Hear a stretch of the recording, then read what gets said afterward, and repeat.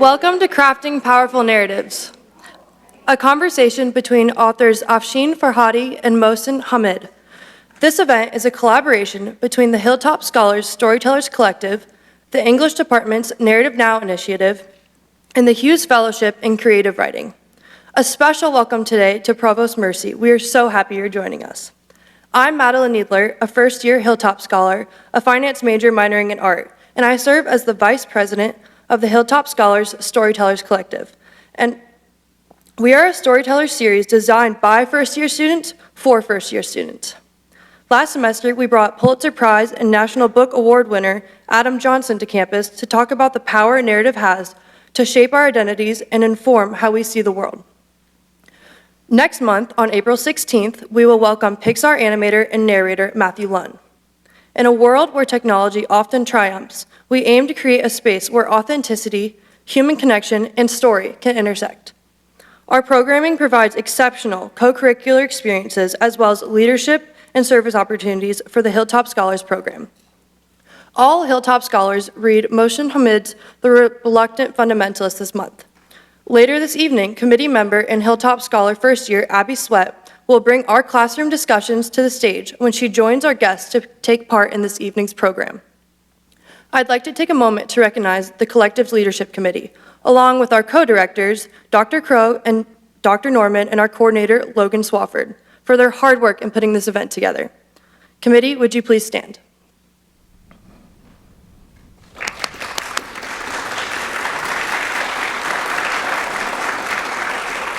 I'd also like to recognize the newly formed Narrative Now Scholars. This group of 18 Hilltop Scholars will be minoring and majoring in English this fall, and they are an integral part of our mission to engage, inspire, and motivate the next generation of SMU leaders.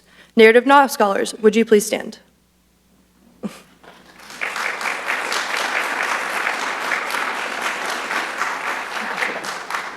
Now, I'd like to introduce Dr. Richard Hermes. He is the director of the Hughes Fellowship in Creative Writing and teaches courses in creative writing and literature. Please join me in welcoming to the stage Dr. Richard Hermes.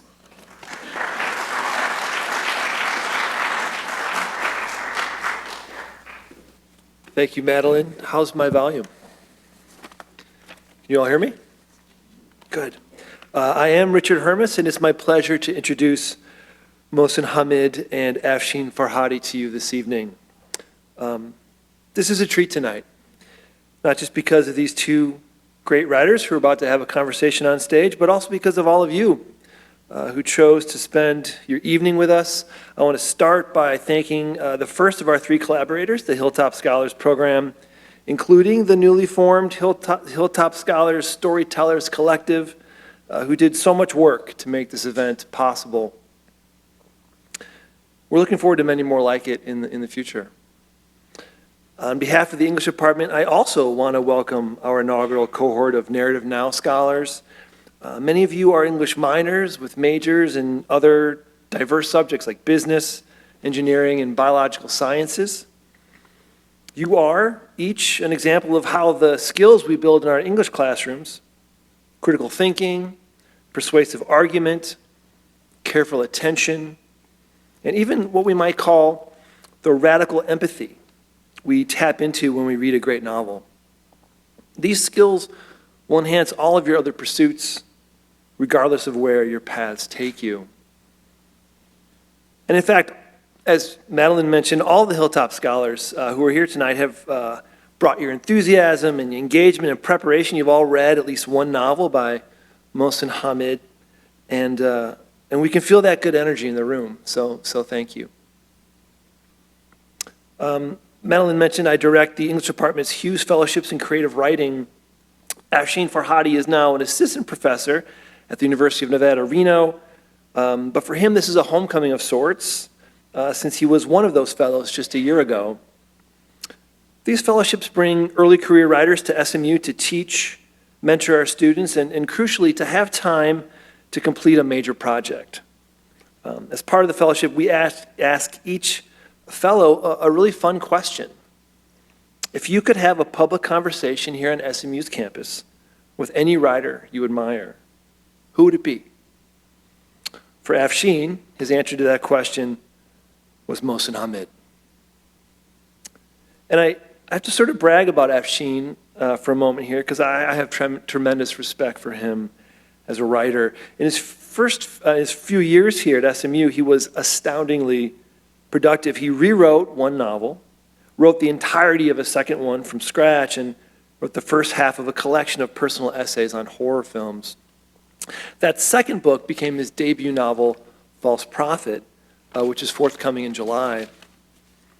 False Prophet moves between contemporary Los Angeles and 1970s Guyana, leading up to Jonestown, which is a settlement that was established by an American cult that ended in the deaths of more than 900 people. It's where the phrase "drinking the Kool-Aid" comes from, which, if you Google it, is a lot darker than you might imagine. False Prophet follows an actor undone by grief who begins to reconstruct his mother's past, only to find that authorship carries its own unsettling power. What unfolds is a deeply human exploration of belief, performance, and the fragile boundary between truth and fiction, where longing reshapes how the past is remembered and understood. It's a novel about storytelling itself and about the stories we tell to live with ourselves. Mohsin Hamid is the author of 5 novels: Moth Smoke, The Reluctant Fundamentalist, How to Get Filthy Rich in Rising Asia, Exit West, and The Last White Man, as well as a collection of essays, Discontent and Its Civilizations, Dispatches from Lahore. His work has been translated into more than 40 languages, adapted for film, and twice shortlisted for the Booker Prize. Mohsin grew up in both Pakistan and the United States. He studied at Princeton and Harvard Law School, and he worked as a consultant at McKinsey and the brand consultancy Wolf Olins. He reportedly negotiated a 3-day work week so he could write fiction. That in itself is an impressive accomplishment in the corporate world. There's a moment toward the end of his novel, How to Get Filthy Rich in Rising Asia, in which the protagonist wakes up in a hospital bed after a heart attack, and the narrative eye moves to all of the strands that connect him to the wider world through the various wires and tubes and life support systems that he's plugged into. From the hospital's power grid to the global supply chains that make medicine possible. You can see a consultant's big picture systems thinking mind at work here, but in the world of the novel, the scene feels alive and poignant. Mohsin has a gift for capturing the emotional valences of the moments that define our lives. The death of a loved one, the loss of our youth, the ache of distance from the ones we love. I read that novel in one sitting, unable to sleep before I finished it. And at the end, I told my class this today, I cried. Mohsin Hamid's novels are novels that each in their own way make a case for the value of stories to shape our identities, to serve as powerful meaning-making machines in ways that no other genre can. Please help me welcome Afsheen Farhadi and Mohsin Hamid.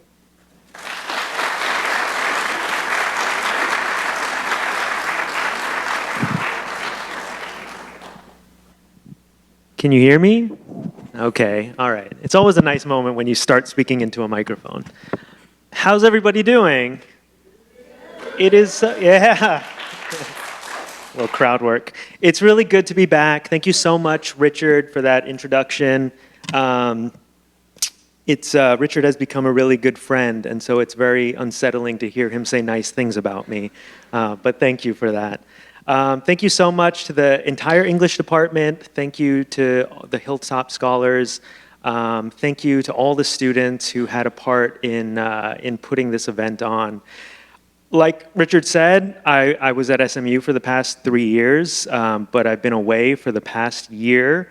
However, I do know that an event like this doesn't just materialize. It takes a lot of work by a lot of people. So I'm sure I don't know all the people who put some of that work in, but I want everyone to know that I'm very grateful. It's been a great experience and a great homecoming, as it's been called.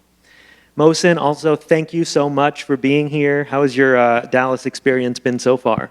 Thank you for having me. It's been great. I was amazed by how green and beautiful the campus was. I got to this lecture with some difficulty because I misunderstood where I was supposed to go and sort of wound up driving around and wandering around campus. Eventually met with maintenance, who didn't know where this auditorium was, but gave me a map. And I feel like I'm an honorary student now because I've had that getting lost on campus experience once. Yeah, it's been a bit of a journey for all of us to be here, it seems like. We were supposed to do this event last year. It got postponed, and since then, it's grown quite a bit, which is very exciting. I think if we had taken another year off next year, we'd have to rent out a stadium or something to do this. But Mohsin, I'm really happy to be here with you. I'm really excited to talk about your work. As a bit of an introduction, I will say that I actually read The Reluctant Fundamentalist for the first time when I was in college. I was the age of many of the people in here.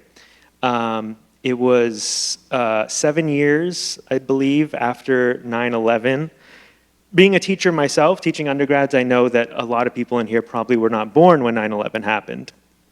And having read Mohsin's work and probably having studied it, you know a fair bit about what that time was like. What I remember about 9/11 and the years after 9/11 is that in America, there was a very dominant narrative that sort of emerged.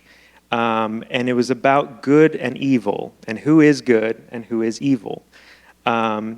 And even at the time, I remember thinking that that narrative, while dominant, felt very incomplete.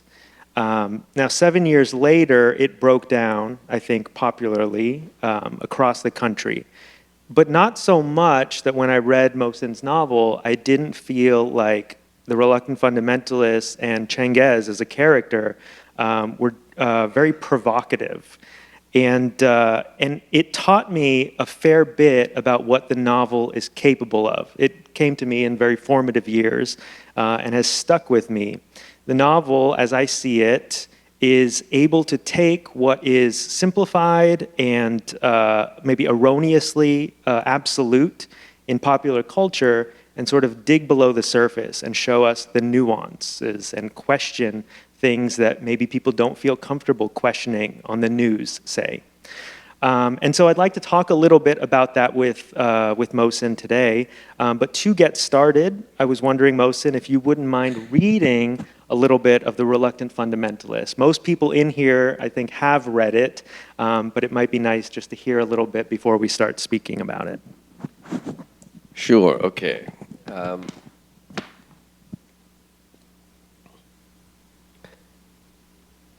I ought to pause here, for I think you will find rather unpalatable what I intend to say next, and I wish to warn you before I proceed.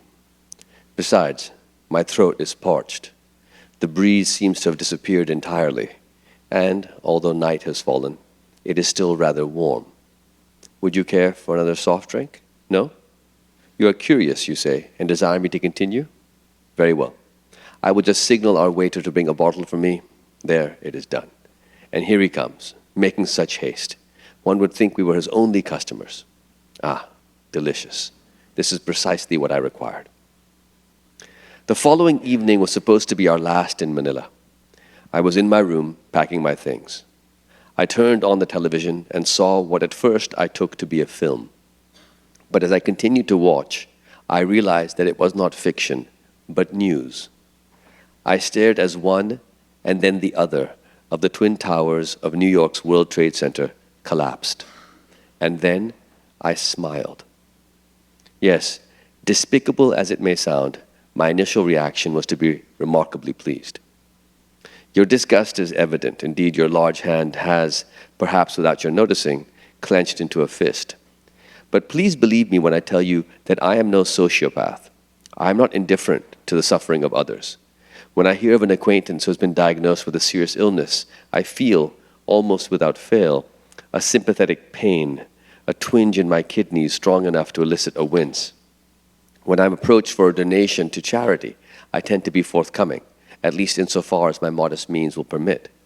So when I tell you I was pleased at the slaughter of thousands of innocents, I do so with a profound sense of perplexity.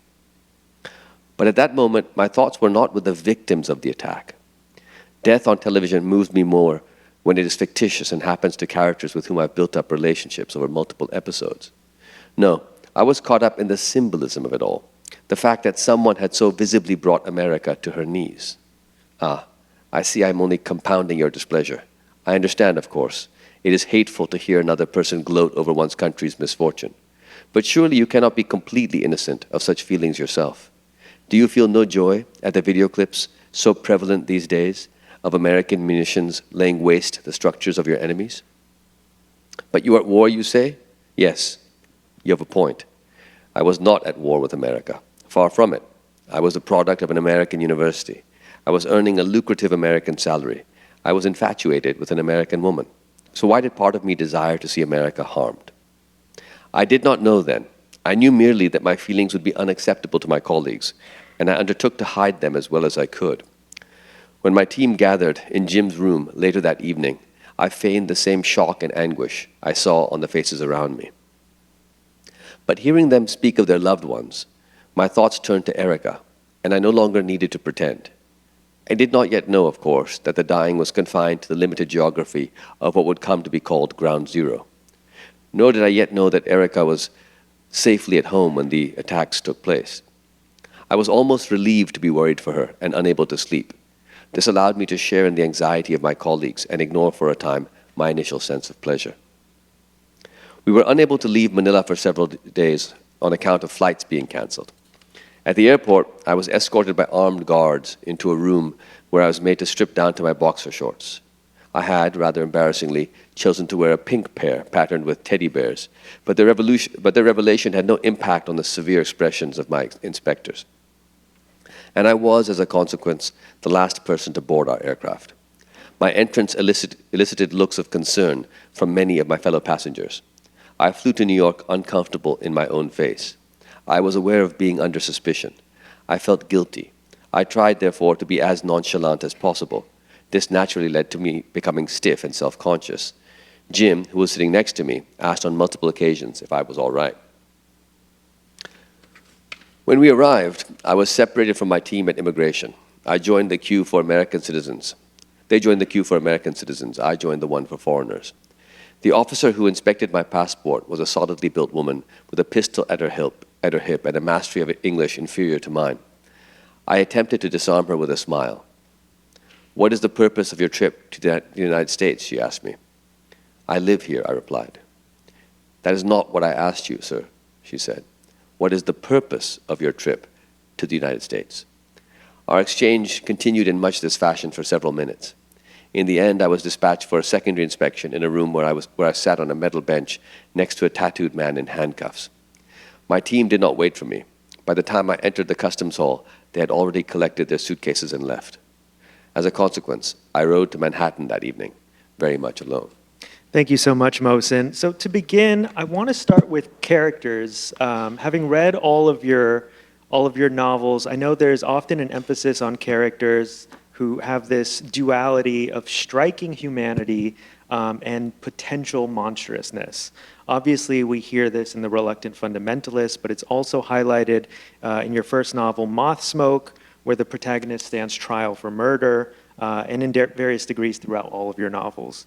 So can you talk a little bit about building these morally complex characters? Where does that complexity come from, or when does that complexity come in the writing process? And what do you see as the value of sort of implicating the reader in the ultimate judgment of the character's actions? So I think that this issue of monstrousness, it's interesting because to a certain extent, monstrousness is present within us all. It just depends on what circumstances and what situation we're talking about.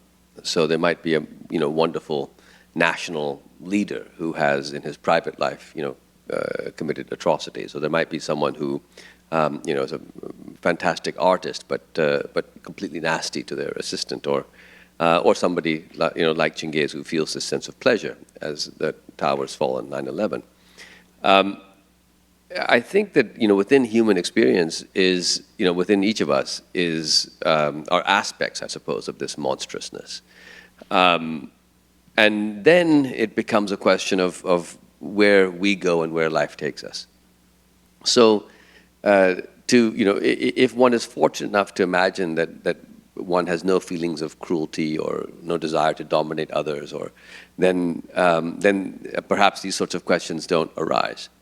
But in my experience, most people do, and so what is revealing in a way about people is to find those kind of fractures, and those fractures are particularly important because we go through our lives telling a story about ourselves. I'm Mohsin, and I'm a nice guy, and I write books, etc., etc. And you tell stories like that about yourself, and everybody in this room tells a story, and that really is your identity. Your identity is kind of a story. I was born here, and I like this, and I don't like that, and I'm this kind of person.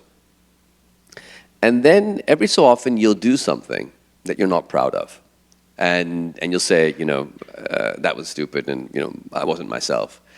The truth is that you were yourself. It's just that the self you want to be was depicted as a kind of fiction. That we live inside a self-characterization that we kind of make up as we go along, and it's fictional, and sometimes it's skewed in favor of ourselves. Sometimes it's skewed against ourselves. I think for some people, the fiction of their self is a story they tell, which is in some ways much worse than what anybody else would say about them. But either way, our identity, our self, is something we make up as we go along. And so what I guess my novels do is they explore a little bit of that process. How do people make up their identity?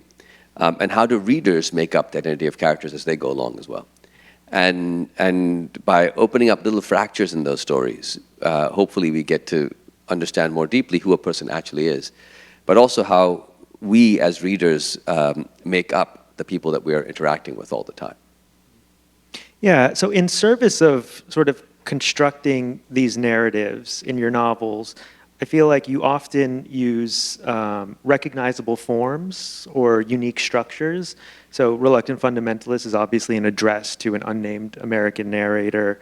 Moth Smoke has these second-person interstitial chapters, and then testimonies from a trial, how to get filthy rich in rising Asia, as Richard mentioned, is in the form of a self-help book.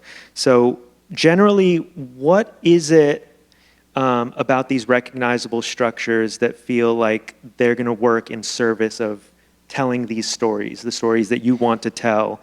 And then, as someone who's tried that myself, I know that when you pick a structure like a self-help book, there are things that you get out of that are unique, and which is great. But then there's traditional story stuff that you kind of have to find ways around. So do you have strategies for sort of maximizing these forms and that kind of getting around some of the limits? So there's a number of different parts to that question. To my answer to that question, I guess. The first thing is, I believe that every story has a form that will unlock its potential. And not every story should be told in the same way. And in fact, you can't really separate a story from its form. The plot and characters of a story are revealed to us by nature of its form. A story that proceeds backwards through time is going to do something very differently from a story that goes chronologically forward through time. A story that tells us one person's perspective is different from a story that assembles 7 different perspectives and gives us 7 different perspectives on the same act. So form is very important, and partly figuring out the right form for each story is of enormous interest to me. But the other part of it, of course, is that form implies a certain kind of constraint. When you say that I'm going to write a story in the second person or the third person or the first person, if it's first person, you're constrained by one character's point of view. If it's second person, speaking to you, that has its own constraints. A self-help book has its own constraints. Now, we might imagine that when you put constraints on something, it gets harder to do it. But in my experience, that's not necessarily the case. In fact, it's often the opposite.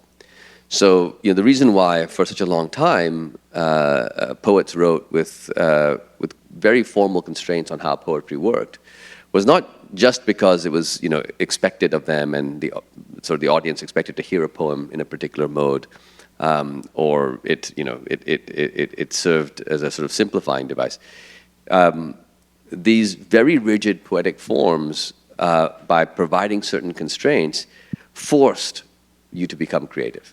The fact that a haiku has just this structure or a ghazal has just this structure means now that you're stuck with that, you have to innovate within it. And I think, so much of art is, in fact, an attempt to innovate around constraints. That life isn't the way we want it to be. The world isn't the way we want it to be. Those constraints are pressing in on us. And so our imagination brings into being something else. And the same thing with form in a novel is that, in my experience, having those rules that you have placed upon a novel, like I will write it in this way, in How to Get Filthy Rich in Rising Asia, I'll write a novel with no proper names. Nobody has a name.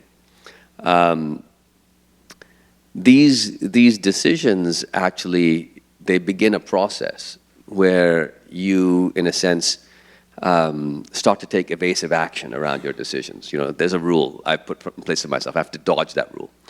And in the process of taking this evasive action, dodging these rules, sort of figure out how to make it work, weirdly enough, you can enter into a kind of beautiful flow state. And again, anybody who's played sports will know this very well, that sports have a lot of rules. And often, you have plans when you're going into a team sport in particular. You're going to do this or that. And then you begin to execute your plan and you run into something unexpected. And before you know it, you're doing something else. And then within the constraints of those rules, the whole world seems to slip away. And you're just in that moment, you're just sort of, channeling the universe in some way and doing your thing.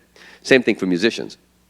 So I guess what I would say is that it's a combination really of different forms unlock different stories, and the existence of constraining forms unlock, I think, creativity. Yeah, and this, it might be a bit of a stretch, I'm not sure, don't be offended, I think the forms kind of give your novels a participatory nature, like with the audience. I've heard you say something to the effect of that you try to make that relationship between writer and reader kind of explicit in your fiction. And so one thing I was thinking of in relation to that is this quote by Kazuo Ishiguro from his Nobel Prize lecture. He describes international fiction. He says, and I'll read it. I know we were all thinking it, but I'll just remind you.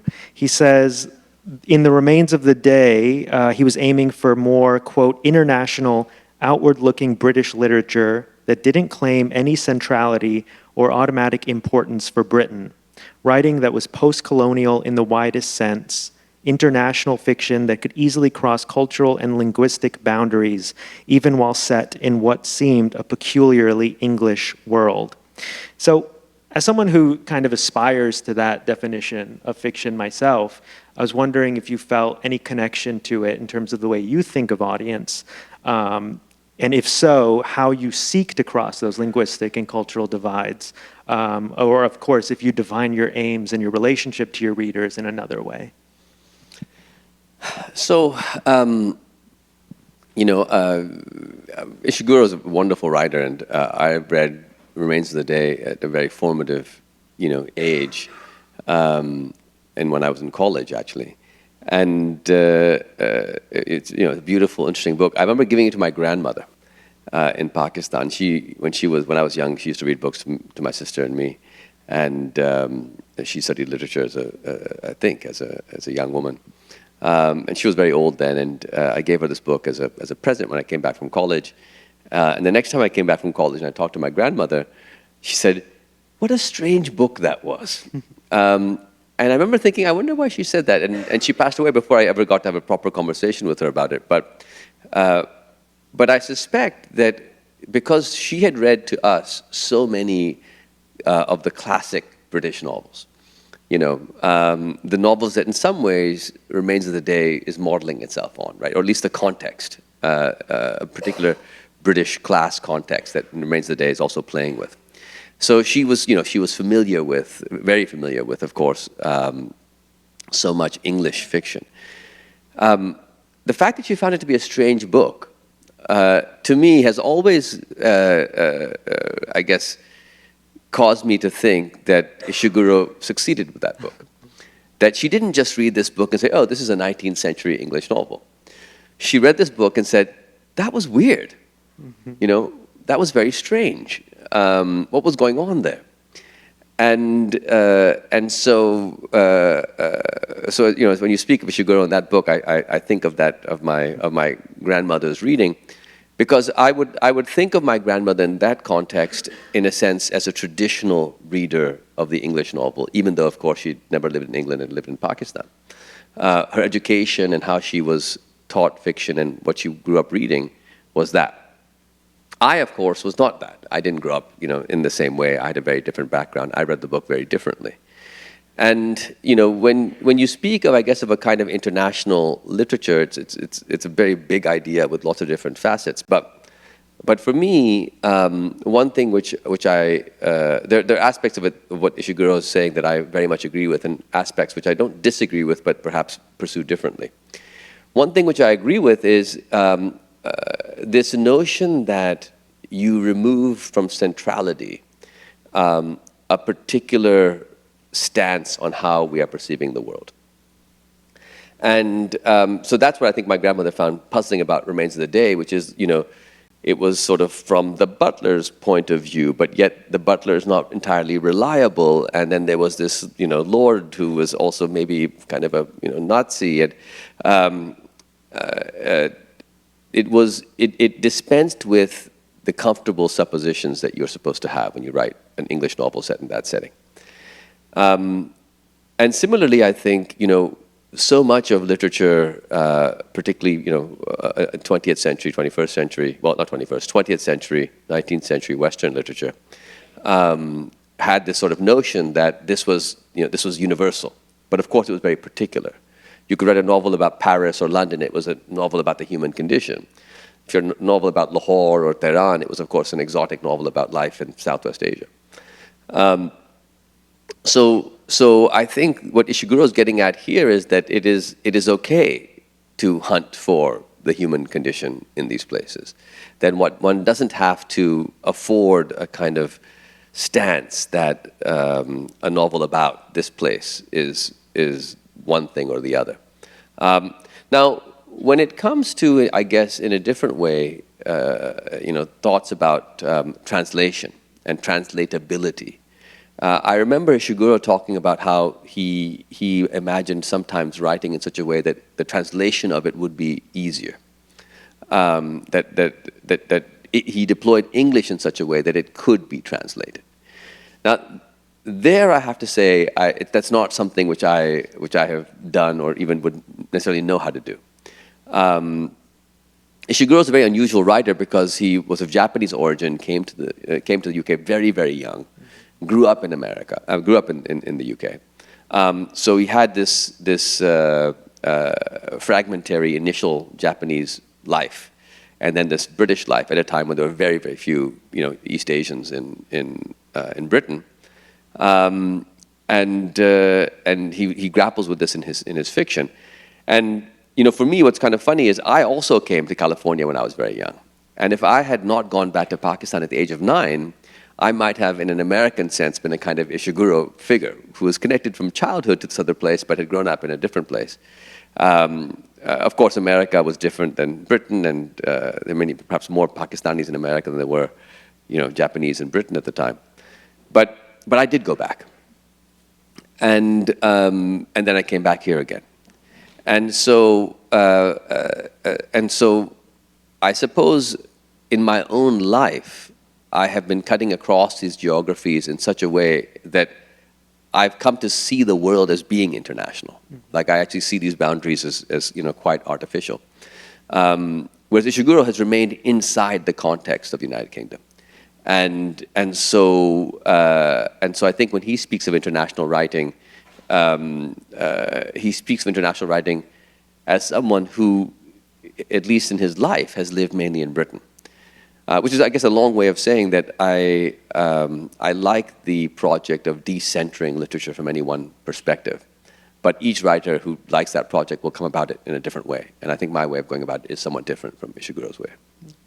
Across your novels, I think it's pretty clear that they often interact with real-world events. But the more recent novels also have these very integral departures from realism.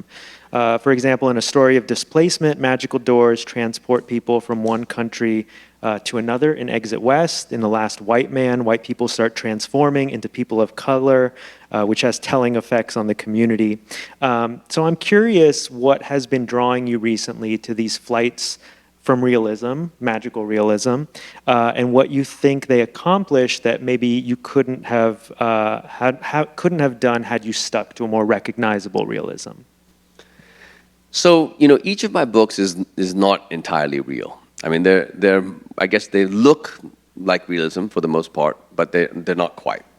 And in Moth Smoke, what's not real is that it's a very, I suppose, realistic tale of a guy who becomes a heroin addict and falls in love with his best friend's wife. But there's a surreal trial in the middle of it where the reader's getting all these other points of view on the story. And Reluctant Fundamentalist, I think many of the students will have read that one, is realistic in the sense of what happens to Chingay is realistic, but the way in which Chingay and this American interact in this bazaar in Lahore is theatrical. It wouldn't really play out like that. We kind of know that this is a staged interaction to a certain extent. And similarly, How to Get Filthy Rich in Rising Asia is it's a sort of realistic story of somebody, of an entire life, but no chronological time passes. There's DVDs and computers when he's a child. There's still DVDs and computers when he's an old man. It's all set in the historical now, even though it's 70 years of a life. So those first three books were bending reality. But I guess, when I went back to Pakistan in 2009, I remember at one point I had this sort of hearing issue, and I went to see a doctor, and while I was waiting to be tested for my hearing, the nurse asked me what I did. I said I was a writer. And she said, "Oh, a writer, okay, I love to read." And I asked her what she liked to read. And she named these sort of various, popular books, not what we would call, in quotes, like literary fiction. And it got me thinking. I remember being back in Pakistan and thinking, I wonder if the way that I write novels with these, sort of formal structures and this whole idea of how the form works, etc., is that sort of an elitist way to think about how people, read novels? Is that basically writing novels for people who've been to similar, university educations in America or Britain or whatever, like myself, and have learned to read literature in a particular way? And is that somehow exclusionary? And so when I started writing my fourth novel, which is Exit West, I thought, instead of writing these novels that don't say what they intend and sort of force the reader to figure out what the reader thinks that they intend, novels that intentionally mislead in order to hopefully have the reader come to their own understanding, I thought, what if I tried to write a novel that, that says exactly what it means? Where the decoder ring for the novel is built into it. It's in the box. And then I realized that was actually very hard to do. I didn't know how to write novels that said exactly what they meant. It turns out that's actually not the easiest thing to do. And I thought, how do I write this book?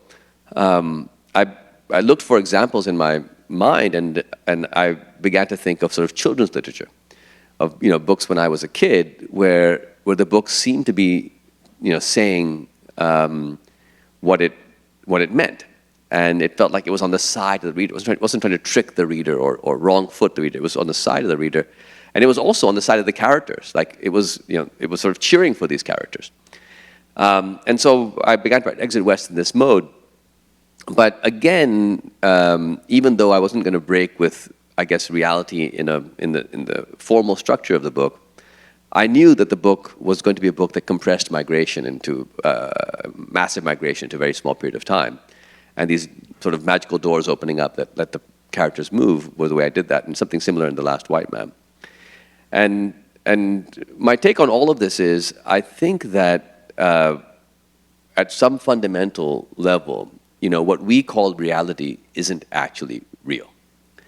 And what do I mean by that? Well, this chair is not like this, not actually solid. We know it's these, atoms sort of scattered across space, mostly empty space, and it's not even, gray or whatever color this is. There is no actual gray. Gray is a way in which my brain tells me that light of a particular, frequency wavelength is bouncing off this object. Gray is something my brain is creating to tell me what light frequency is coming off of this. It's not something which exists outside the world. And when we put ourselves in a functional MRI machine, and we tell someone drop a marble from your fingers, and we measure them doing it, we discover that there's a little signal in their brain that precedes the conscious decision to drop the marble. In other words, we think we've chosen to drop the marble, but there was something triggered before we thought we dropped the marble. And more stuff like this shows that, so much of when we describe what we're doing, we're actually putting a narrative on top of something that some reptilian part of our brain has already decided to do, and we're retrofitting a convenient story on top of it. Anyway, all of this is to suggest that the universe is actually very, very strange. We live in this moment in a kind of impossible universe. And those of you who study science know this. Our physics at the moment is kind of incoherent, right? We have sort of relativity explaining how the big universe, works, and we have quantum theory explaining how the small universe works. And our entire science is built on these two explanations. But it turns out that they kind of can't both exist. They sort of cancel each other out. We can't reconcile these two things. It's like believing that, my left foot is like on Earth and my right foot is on the moon, and we're all going through life with this. So science at the moment is very, very, very strange. And I think what we're getting to with all of this is it turns out that the artists and the mystics were right about some stuff. That this, the seeming reality that we inhabit is actually much more weird than we allow ourselves to believe.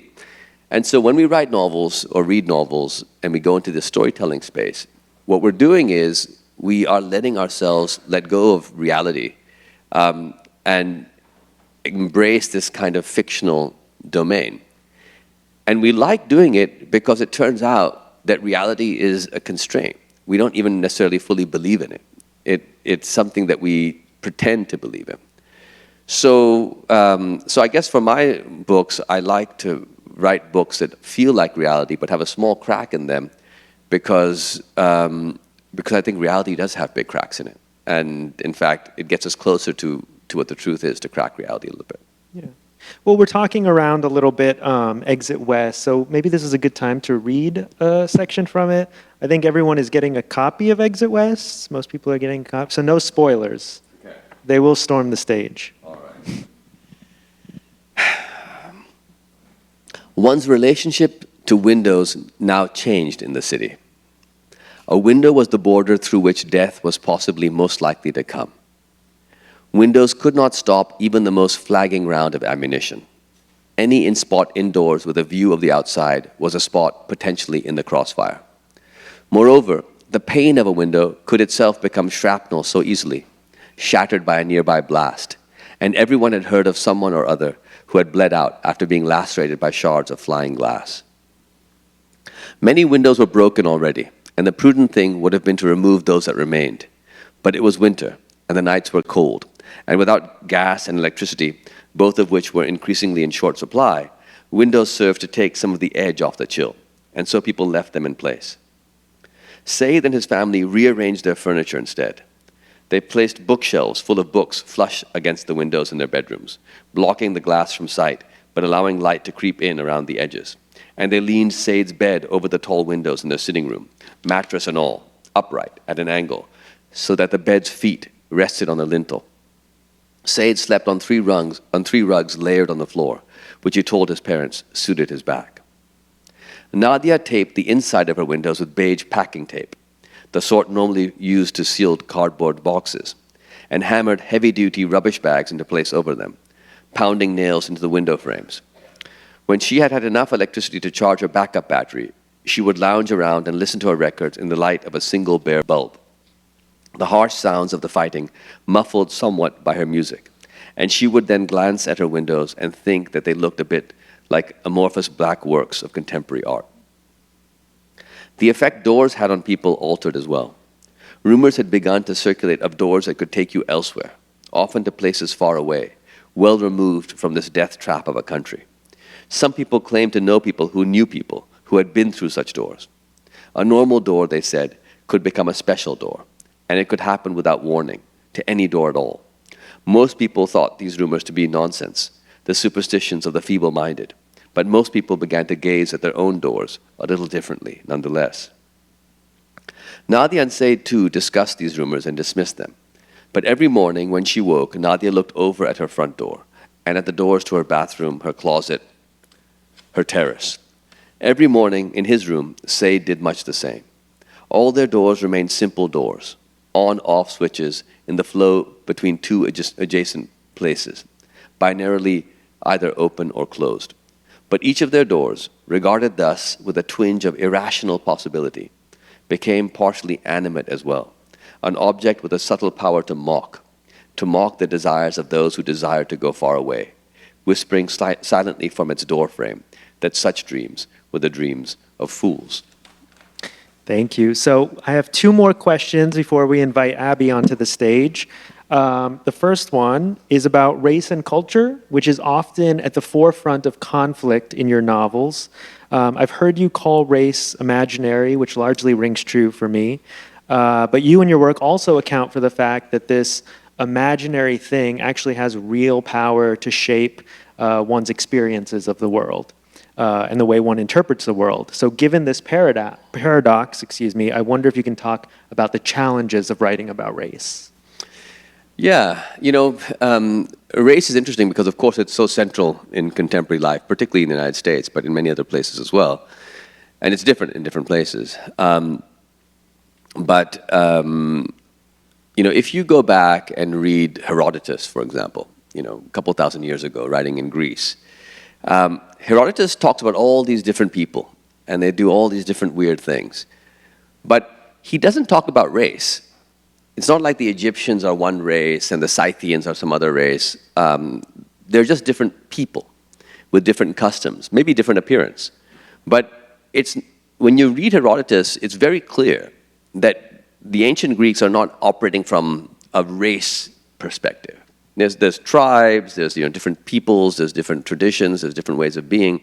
But Herodotus is not writing about Greeks as like white people and Egyptians as like black people or brown people.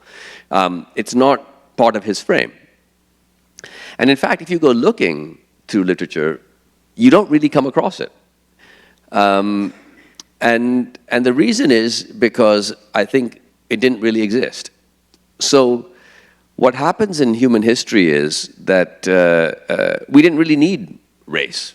What was the point of it? You had your tribe, you had your clan, and you had other clans, other tribes, and you could distinguish from one from the other. If they spoke your language or came from your kinship group, that was your clan, and if they didn't, that wasn't your clan.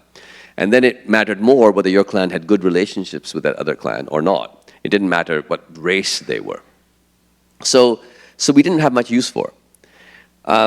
Now, where this begins to change is that the Muslim Moorish conquest of Spain, much of Spain is ruled by Muslims for many centuries, and then the Reconquista happens, and Spain is reconquered by Christian kings and queens from the north.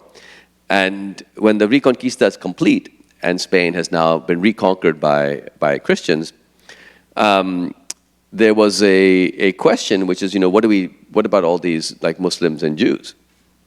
And so, it's announced that there's no Muslims or Jews allowed here. You guys have to get out of here, which was fine, except that it then raised the question: what if somebody was just pretending to be a Christian? What if you were secretly at home still doing your Muslim or Jewish stuff. And but in public, you're acting like a Christian. You're sort of getting a stick around in Spain and acting all Christian, but deep down you really weren't. It was a problem, or it was perceived to be a problem. So the solution that people came up with was, if your ancestry for 3 generations was from Africa, then we would have a kind of supposition that you might really secretly be a Muslim or a Jew. And so what starts to happen is some very weird stuff starts to happen, where there's an attempt to figure out if people are really Christians by investigating their non-European heritage. And we begin to hear now the beginnings of modern race start to appear, where these African folks, which were Muslims and Jews, were different from these European folks. And if you go back 3 generations, they might even have looked somewhat different. But all kinds of weird, the paradoxes began. For example, Cervantes, who gives us the first, I guess, great novel of the Western tradition, Don Quixote, Cervantes fought against the Muslims, lost an arm fighting against the Muslims, was imprisoned for many years by the Muslims, comes back as a very successful writer in Spain, and is accused actually of secretly being a Jew, and almost put to death because there was some thinking that maybe Cervantes had some of this ancestry and was secretly Jewish, or Muslim, although of course he's almost died. His whole life has been fighting the Muslims. So this is all going on. It's kind of purity test. And Spain is going a bit nuts, where Cervantes-type Christian warriors are being accused of secret Muslim Jewishness and almost executed, and some are being executed. Anyway, this basically plays out over a very short period of time, the notion of European people as being something different from African people, and all other people. And this is occurring at the very moment after the Reconquista, when Spain and Portugal begin the enterprise of colonizing the world. So this European racial purity test is introduced into the world. We're talking 600 years ago, not very long ago, as colonization begins. And it becomes very useful because when you arrive at the colonies, you can say, at the to-be colonized places, you can say, well, these people are not Europeans. You've already begun this European purity test thing. They're some other race, and then we go forward from there. So for human history, 100,000 years up until 6 centuries ago, nobody has this idea of race. Suddenly we invent this idea of race 600 years ago, and it starts to spread, and we certainly have it today. But we made it up, People didn't see the need for it for very long, and if we start looking for it, we can't really find it. Where are these races to be delineated? You start looking closely at these races; they start to dissolve before your eyes. Anyway, so race becomes, it's not like being left-handed. You can just sort of test somebody and they are. It's not like being 6'6" or 5'2". There isn't really a marker. The races begin to collide very quickly, one into the next. So it's an imaginary thing. We imagine it into existence. Now, the question then is, how useful is it for us today? How beneficial is it for us today? And I guess my hypothesis, strong hypothesis, is not very. I don't think it's helping us a whole lot, this racial classification system that we've come up with. But we do have it. Like many things that aren't true and are imaginary, we can kill millions of people for imaginary stuff. We imagine nations into being. We imagine all these different constructs, and then we wind up massacring each other. So it has huge, terrible power. I suspect that in a few centuries we won't have it anymore. I think it was a thing that occurred. We came up with race. We started believing in it. We went down this path for a while, and then after a few hundred years, we'll realize it was kind of silly, and we'll get out. And this is where the arts become interesting, right? Is that the arts and writing fiction is a way to begin to play with these imaginary things, to destabilize them. And so I wrote a novel, The Last White Man, which basically explores this idea. You know, if a guy who's white wakes up one day dark, and if this is like a thing that begins to spread, once everybody is dark, what happens to race? And who needs it? And what do we do with it? So yeah, that was in a way the way that I engaged with that particular domain. Great. Thank you so much, and thank you so much for being here. I just have one more quick question.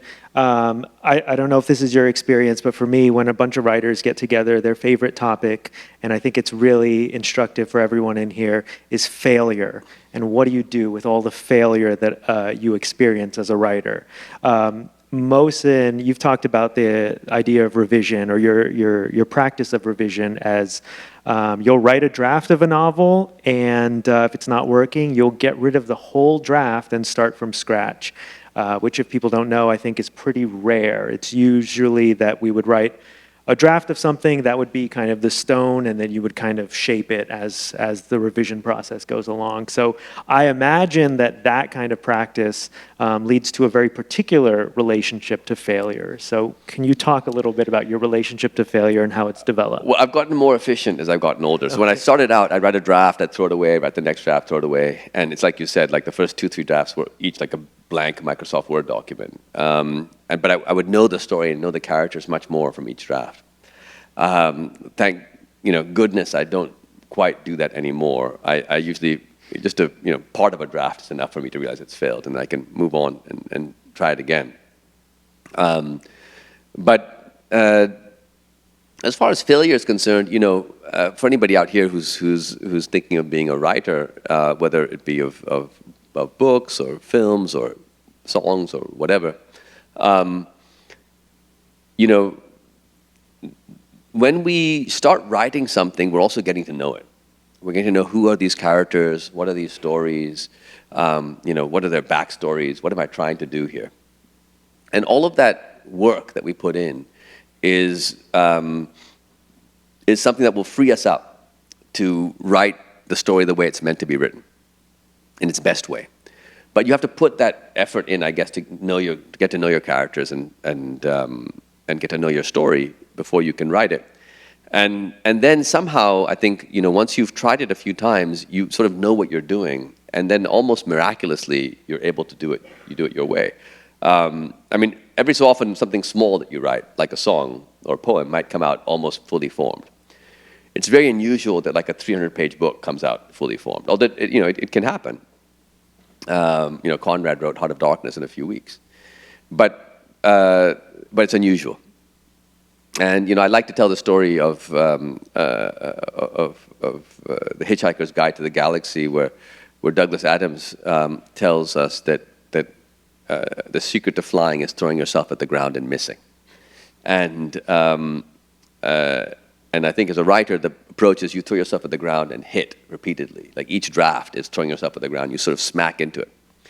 And in the book, in Hitchhiker's Guide, the way that you miss is the character, leaps and is distracted while leaping, and fails to pay attention to hitting to the ground. And because they're distracted, they miss the ground. And because they throw themselves to the ground and miss, they actually learn to fly, and they start flying. And I think that's what happens to writers too, is that you're writing this draft and you forget to fail, and somehow you find that actually you've got it, you figured it out. And so that's I suppose how I think about failure. Failure is priming yourself for the moment when you forget to fail and you start flying. That's great. Thank you so much. Now I'd like to invite Abbie Sweat up to ask a few more questions. Yes.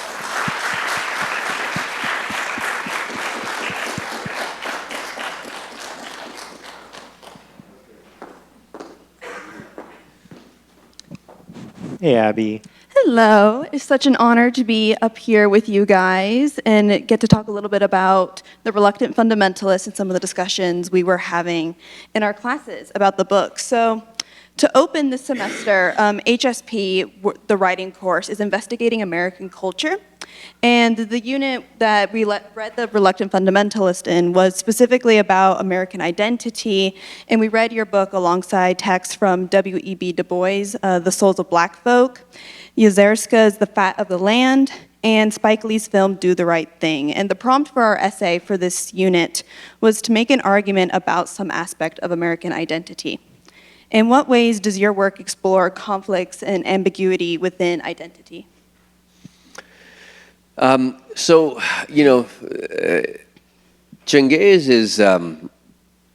is the protagonist of Reluctant Fundamentalist, is a young man who's come to America, and after 9/11 happens, he feels like he has to choose. He feels that he has to pick one side or the other. And to be fair to Cengiz, society is telling people to choose. It's not like he's this one guy feeling that he has to pick sides, but society is saying, no, hybridity is great. You can be both. So he comes of age at a moment where kind of binary tribalism is reasserting itself. And it's interesting because, for you young people, most of you will not have been born in that pre-9/11 moment, but there was a brief time after the fall of the Soviet Union, let's say fall of the Berlin Wall, circa 1989, and 9/11, 2001, a dozen years. And that dozen years corresponded to the entirety of my college life and my graduate school and the first 4 years of my working life in New York City. So I went from 18 to 30 in those 12 years. And those 12 years were really strange because, of course there were wars and horrors and all kinds of terrible things, but in the world there was this narrative of things getting better, of people coming closer together, of differences being forgotten, of sort of a global common project, I suppose watched over by the benevolent United States, but still, a global common project that anyone could participate in. And, there were, lots of crazy titled books like The World is Flat, etc., being written at this time. And then 9/11 happens and things change incredibly rapidly. It's like the world couldn't wait to say, enough of this sort of global, common nonsense. Like we need to tribalize ASAP.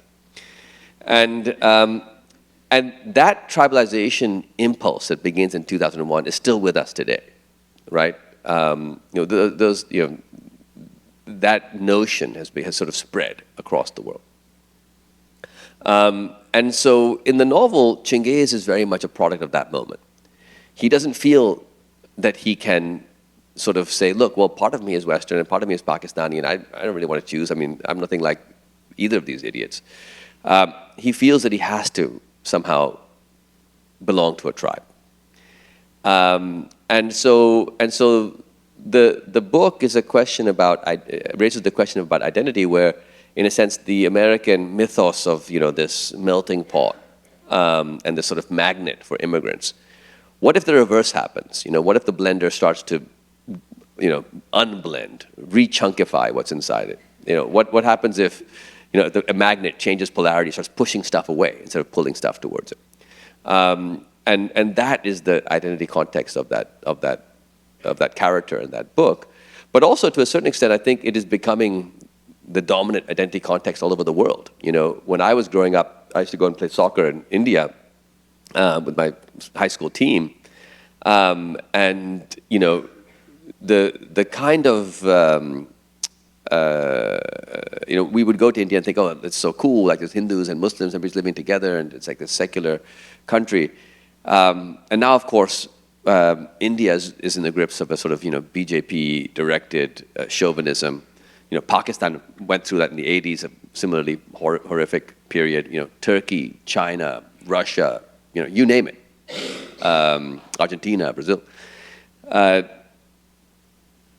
This notion of an in-group and an out-group and the real people and the not real people is very much a product of our time. And the Reluctant Fundamentalist, I guess, grapples with identity and how that construct gets built, both inside people and outside as the reader looks at people. Yeah, that's great. And I love what you mentioned about Cengiz, like not being able to really fit into either side, especially with W.E.B.'s Du Bois reading in the idea of the double consciousness and two-ness and identity, and not really being able to fit in on either side. And in our classes, we were talking about the symbolism and naming in some of your characters, and we loved the representation of the names, with Chengiz representing change, Erica being America, and Chris being these like Christian ideologies that America still romanticizes. And specifically, I loved Erica's character and her connection to dangerous nostalgia and that longing for the past, and her representing how America, once a subject of envy and admiration, has become reclusive and sort of stuck in a sense of nostalgia and self-centricism. And I was curious, do you still see America falling back into that dangerous nostalgia, especially with everything going on in the world today? It's a great question. I think, I think there's a very powerful political nostalgic moment in the United States, but really almost everywhere. Going back to the better time of our forefathers, which usually was not a better time, but leaving that aside, and even if we were to go back, which we can't, everybody seems to be obsessed with the golden era. India before the Muslims arrived, the Pakistan in the golden age of Islam, Europe before all these migrants showed up, America in the 50s. Everybody is obsessed with this great past that they had, which of course at the time, a lot of people didn't find to be all that great when they lived in that past. But, and it's worth asking, why is this political nostalgia so powerful? And it was powerful during the time that the novel was written, but I think it's become even more powerful since. It's not become less. 9/11 was not sort of a blip, it was actually a directional shift. And we're still in the directional shift, I think, that commenced. So we have to ask ourselves why. I think the why has to do with a failure of imagination. I think it's very hard now for anyone to articulate a kind of plausible, desirable, inclusive future. Like, nobody is talking about a future for humanity where it's better, where we can actually get there, where everybody will be better off, where different kinds of people can be together. It's like we can't even begin to imagine something like that. That's a big shift. When I was growing up, human beings had just landed on the moon, and then they were like doing all this crazy stuff, and technology was going to liberate us, and the world was, communism was falling, and now we have become terrified of the future. Because we're terrified of the future, we're growing addicted to the past, and I think our terror of the future isn't because the future has to be so bad. I mean, I think there's environmental degradation and lots of problems, but all, I think, potentially manageable with human ingenuity and collaboration. The problem is we have been rendered incredibly afraid and anxious. And I think that has to do with the attention economy that comes in with the internet and accelerates with the arrival of the smartphone and social media, where we are now being bombarded with stuff that wants our attention. And it turns out that more than something that is tasty to eat, more than a prospective, attractive mate, we will give our attention to something that's trying to kill us. That's in the hierarchy as an organism. The thing that is highest on the hierarchy is if it's trying to kill you, pay attention. You can miss the chocolate on your path. You might, miss that particular mate, dancing in the field next door. But if you miss the orange strip of the tiger behind the trees, you don't get to pass your genes on.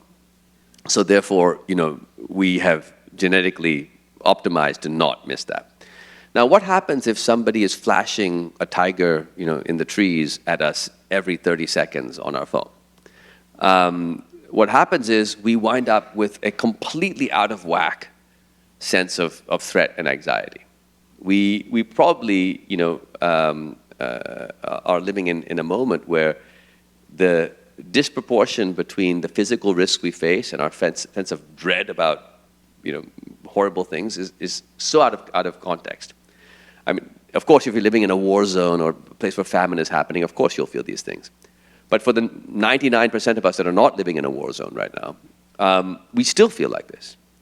So I suspect what's happened is technology has made us unbelievably anxious, in our anxiety, we find the future terrifying. Because the future is terrifying, we turn to the past. And that makes us, I think, vulnerable to political nostalgia, which is what the dominant political form of our time is. Yeah, thank you so much for that. Oh, and so as you mentioned earlier, Afsheen, that a lot of people in the audience today are first-year students, and we were born between 2006, 2007, so clearly after 9/11. And a lot of what we know about 9/11 was taught to us in schools, textbooks, which are very one-sided perspectives. While reading The Reluctant Fundamentalist, we can obviously, the issue is a lot more nuanced. And we have this quote printed out over here. I am, after all, telling you a history. And in history, as I suspect you, an American, will agree, it is the thrust of one's narrative that counts, not the accuracy of one's details. How do you think this attitude has affected education in American classrooms for both of you, considering you're also a teacher? Well, I'll let Afsheen answer as well, but I think that there is a kind of dangerous triumphalism in the American, education system. The Pakistani education system does its best to convince its students that Pakistan is fantastic, also, and I'm sure every country does that. But because Pakistan is so obviously not fantastic, we're not easily convinced.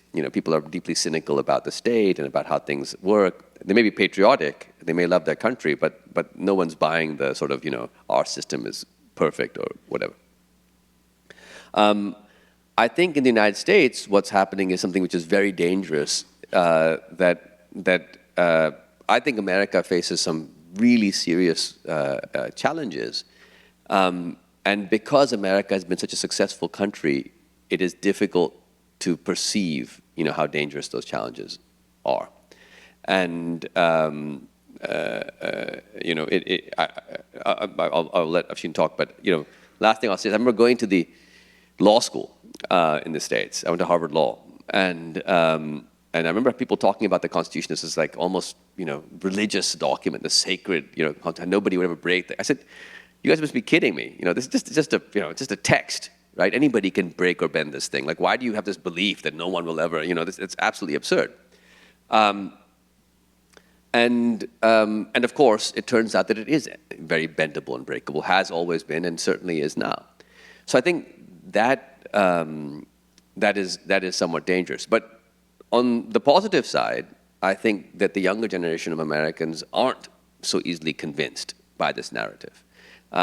There's just a moment where we have people who were convinced by this narrative still lingering in political power. And in the interregnum between the time when young people today come into political power, a lot of bad stuff will happen. But when they do, I think they will have a much more self-critical idea of how America works, and they will hopefully fix it and make it a much better place. Yeah, and I don't have too much to add to that, but I do think, like, in thinking about 9/11, thinking about Mohsin's novel, it is amazing to me how that, again, that dominant narrative that I kind of used to introduce the novel with has broken down. And I think it's rare that I see anyone in the educational system, anyone in my social sphere who actually believes that, some of the things that our president at the time was saying about, us versus them, you're either with us or against us, that kind of stuff. Like, that idea has just completely gone away in terms of the way we think about the rest of the world, I think, and the way we think about ourselves, at least, in higher education. But at the same time, I do feel like there are some pretty stark divisions that we're trying now to really wrap our heads around in the same way. Yeah, awesome. Thank you guys so much for your time today. I think the lecture, especially with everything we've talked about today, will be great things for a lot of our students keeping in mind when they read Exit West and your debut novel, False Prophet. So I wanted to give a round of applause again for Afsheen and Mohsin and their time today.